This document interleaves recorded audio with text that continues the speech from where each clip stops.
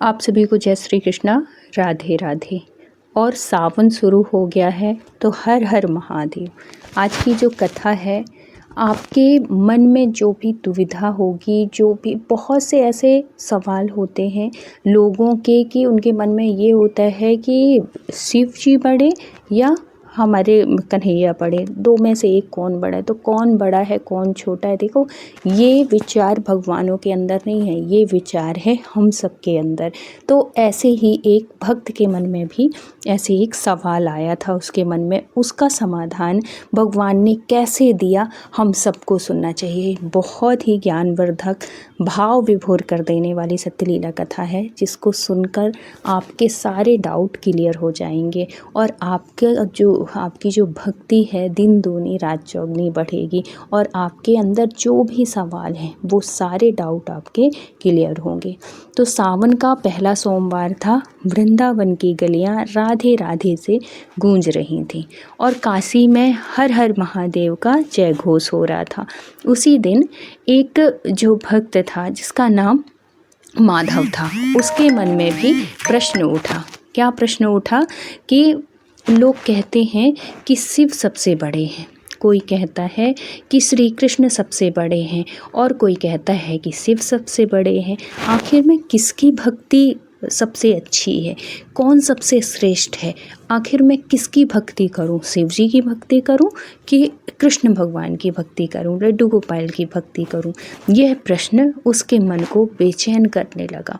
उसने निश्चय किया कि इस सावन में वह उत्तर खोज कर रहेगा। वह पहले काशी पहुंचा, गंगा स्नान किया, बेलपत्र लिया, पुष्प लिया और भगवान को चढ़ाने के लिए गया मंदिर भगवान भोलेनाथ के। और भगवान भोले बाबा के सामने बैठकर बोला, भोलेनाथ मुझे सच बता दीजिए, क्या मैं आपकी भक्ति करूं या लड्डू गोपाल की भक्ति करूं, श्री कृष्ण की भक्ति करूं, किसकी भक्ति करूं? आप इसका समाधान आप स्वयं दीजिए। तो जब हम भगवान से कोई प्रश्न करते हैं ना, कोई शंका का समाधान मांगते हैं, तो भगवान स्वयं प्रकट होकर हमारे सामने नहीं आती कि वो चतुर्भुज रूप रख के और अपने भेष में आ जाए। नहीं, वो किसी न किसी माध्यम से हम तक वो जानकारी पहुंचा देते हैं। ऐसे ही हुआ था माधव के साथ में। माधव बैठा हुआ था इसी आशा में। तो एक क्या होता है कि एक संत आए, तो वो बोले, वह कई घंटों से पहले तो ध्यान में बैठा रहा इसी प्रश्न के कि भोलेनाथ मुझे बताओगे कौन बड़ा है, मैं किसकी भक्ति करूं, और आप ही इसका शंका का समाधान करोगे। तभी मंदिर के बाहर एक संत जो बहुत वृद्ध थे मुस्कुराए और बोले, जो कि माधव ने किसी से कुछ बोला नहीं था, ये भोलेनाथ का और उसके बीच की बात थी, वो उन्हीं से बस सवाल कर रहा था। लेकिन वो संत बोले कि बेटा, जिस दिन तुमने शिव और कृष्ण को अलग देखना छोड़ दिया, उसी दिन तुम्हारी भक्ति पूरी हो जाएगी। माधव जो था वो चौंक गया कि ये संत को कैसे पता, मेरे जो सवाल है उसका ये जवाब कैसे दे रहे हैं। तो संत ने कहा, क्या तुमने कभी देखा है कि भगवान शिव के गले में विष है, लेकिन हृदय में श्री राम बसते हैं, और श्री कृष्ण जब भी शिव की नगरी में जाते हैं तो पहले महादेव को प्रणाम करते हैं। देवता एक दूसरे की महिमा गाते हैं, केवल मनुष्य ही है जो कि तुलना करते हैं। भगवान तो एक दूसरे को ही भजते हैं। भोलेनाथ कृष्ण को, विष्णु भगवान को भजते हैं, और विष्णु भगवान जब ध्यान करते हैं तो भोलेनाथ का ही ध्यान करते हैं। तो दोनों बराबर हैं। कोई किसी से हम ये नहीं कह सकते ये बड़े हैं ये बड़े हैं, सब बराबर है।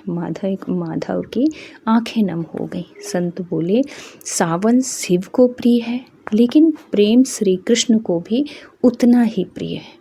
शिव त्याग सिखाते हैं और कृष्ण प्रेम सिखाते हैं। जिस भक्त के जीवन में त्याग और प्रेम दोनों आ जाएं, समझो उसकी भक्ति सफल हो गई, उसके ऊपर दोनों की कृपा हो गई।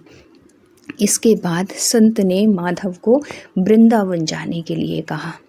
वृंदावन पहुंचकर माधव ने देखा कि एक छोटे मंदिर में एक वृद्धा प्रेम से लड्डू गोपाल को झूला झुला रही थी, भाव के साथ झूला झुला रही थी। जो उनकी पोशाक थी बहुत साधारण थी, लेकिन चेहरे पर अद्भुत आनंद था। दोनों ही ऐसे लग रहे थे जैसे एक माँ अपने बच्चे की सेवा करती है तो बच्चे की माँ को पाके जो खुशी मिलती है, वही खुशी कन्हैया के उसमें चेहरे में दिख रही थी, और वही खुशी उस वृद्ध मैया के उसमें दिख रही थी, वही आनंद उसके चेहरे पर दिख रहा था। माधव ने पूछा, माँ क्या आपको कभी भगवान के दर्शन हुए हैं? मैया आप मुझे इस सवाल का जवाब दो। जो वृद्धा थी, वृद्धा मुस्कुराकर बोली, बेटा दर्शन आँखों से नहीं हृदय से होते हैं। जिस दिन सेवा में अपना अहंकार भूल जाओगे उस दिन हर सांस में भगवान मिलेंगे। जिस दिन मन भगवान की सेवा करके प्रफुल्लित हो जाए, आनंद से ओतप्रोत हो जाए, वही समझ लेना कि भगवान मिल गए। उस रात माधव ने एक सुंदर स्वप्न देखा। उस स्वप्न में माधव ने क्या देखा कि एक ओर भोलेनाथ डमरू बजा रहे थे, दूसरी ओर नन्हे नन्हे लड्डू गोपाल हमारे मुस्कुरा रहे थे। भोले बाबा बोले, जो प्रेम से कृष्ण की सेवा करता है वह मुझे प्रिय है। और लड्डू गोपाल हंसकर बोले, जो सच्चे मन से शिव का स्मरण करता है वह मेरे भी हृदय में बसता है। दोनों की मुस्कान एक ही प्रकाश में बदल गई, दोनों का एक ही प्रकाश में मिल गए। माधव समझ गया कि भगवान अलग अलग रूपों में हैं, लेकिन हैं एक ही। अलग अलग रूपों में एक ही सत्य है। अब क्या होता है कि उस दिन के बाद माधव ने कभी तुलना नहीं की। सावन में वह शिवलिंग पर जल भी चढ़ाता और घर आकर प्रेम से लड्डू गोपाल का श्रृंगार भी करता। वह हर किसी से केवल एक बात कहता, भोले बाबा हमें अहंकार छोड़ना सिखाते हैं और लड्डू गोपाल हमें प्रेम से जीना सिखाते हैं। भगवान कृष्ण प्रेम के प्रतीक हैं। जहाँ विनम्रता और प्रेम साथ हो वहीं सच्ची भक्ति है। तो इस कहानी से हमें यही संदेश मिलता है कि भगवान दोनों बराबर हैं, ना कोई छोटा है ना कोई बड़ा है। ये हमारे विचार होते हैं, ये हम मनुष्यों की सोच होती है जो किसी को बड़ा और किसी को छोटा करते हैं। और भगवानों में कभी तुलना नहीं करना चाहिए।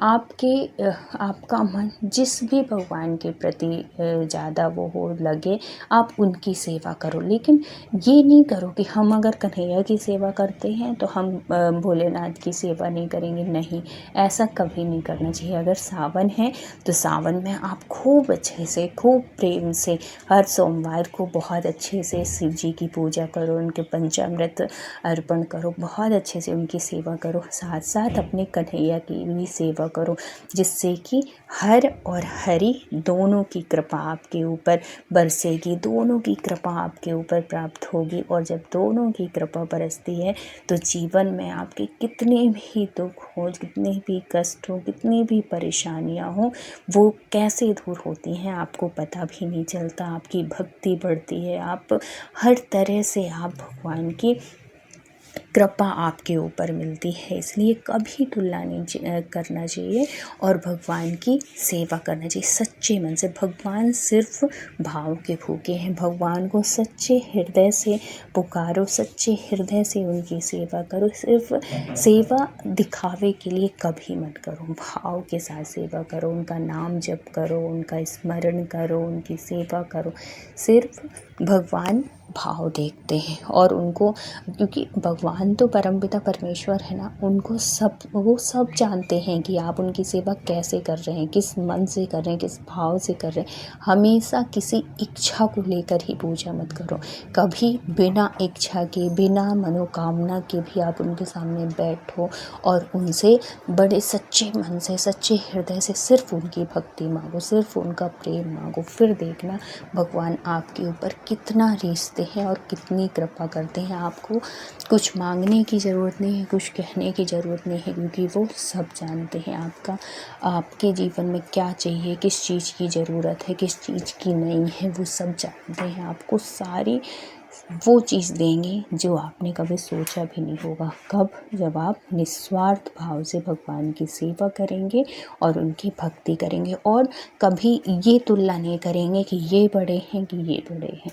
सब बराबर है, क्योंकि बिना शिव जी की भक्ति के बिना आपको कृष्ण भक्ति नहीं प्राप्त हो सकती। इसलिए शिव भक्ति भी ज़रूरी है। जब तक आप भगवान भोलेनाथ आपके ऊपर कृपा नहीं करेंगे ना, तब तक आप भगवान कन्हैया की शरण में नहीं जा सकते। वही आपको भक्ति के लिए, भगवान की लड्डू गोपाल की भक्ति या कृष्ण भक्ति के लिए प्रेरित करते हैं। जब वहाँ से भोलेनाथ प्रसन्न होंगे तभी आपको इनकी भक्ति मिलती है। इसलिए शिव की भक्ति बहुत ज़रूरी है। अगर आप चाहते हैं कि आपको कृष्ण भक्ति मिले, आपके ऊपर कृष्ण भगवान की बहुत कृपा हो, तो आपको शिव भक्ति बहुत ज़रूरी है। जब तक वो प्रसन्न नहीं होंगे तब तक आपको कृष्ण भक्ति नहीं मिल सकती। ये गारंटी की बात है। ये बड़े बड़े संत कह चुके कि जब उनकी कृपा होती है तब हमें कृष्ण की भक्ति मिलती है। और जब कृष्ण की भक्ति मिल गई ना, समझो भोलेनाथ भी प्रसन्न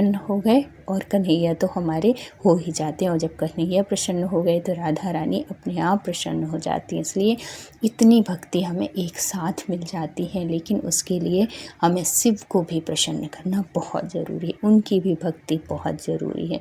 तो जो जैसा महीना आए उस हिसाब से जिस महीने में जिसकी प्रधानता हो उसका आप उसकी सेवा करो। ऐसे नहीं है कि अगर नवरात्रि आ गई और आप कृष्ण भक्त हैं तो आप नवरात्रि मानेंगे ही नहीं। नहीं, जब जिस महीने, क्योंकि हर महीना किसी न किसी देवी देवता का होता है, तो आपको हर देवी देवता का सम्मान करना है। अभी कुछ दिन के बाद गणेश जी आएंगे, तब आप उनकी भी सेवा करिए। क्योंकि बिना बुद्धि के, बिना विवेक के आप सही निर्णय नहीं ले सकते।